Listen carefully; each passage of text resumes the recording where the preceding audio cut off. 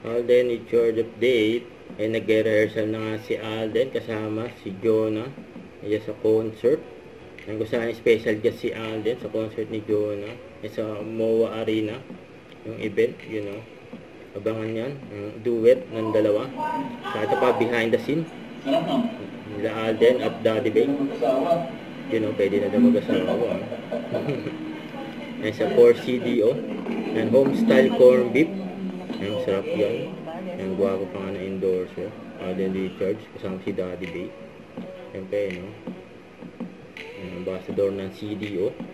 Pero ito pa yung IG story ni Alden. And happy birthday kay Direct Irene. Ng 5 Vega Funeral Romance. Ang lahat ng mga kababayan. So, ito kay Alden. In possession or not in possession. To treat everyone fairly. Because I think that's being taken for granted for the longest time. Right now. And,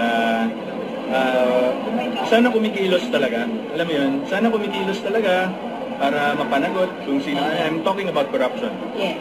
So sana kumilos talaga yung mga people in power. Huwag nyo kaming i-stall because there's been a lot of stalling. It's been 100 days. And know that we will never get tired of asking what is due to us because we are playing fairly. We pay our taxes. I mean, all of us. And wag gamitin yung sana na mga tao dyan. Ayoko kasing indirect, but anyway, mga tao dyan. Yes. Wag nilang i-abuse yung position nila because a lot of people is being compromised. And hindi lang to sa individuals, but we're basically taking for granted the security and future of a lot of our marami sa ating mga kabataan.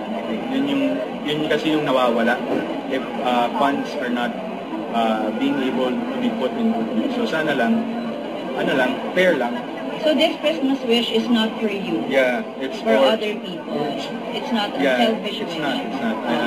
And yun, sana pakinggan lang talaga. Wag yung kunya-kunyaring pinakikinggan talaga. Lalo ngayon may parating na bagyo. It's gonna be really severe tropical storm na I'm sure marami na namang maapektuhan.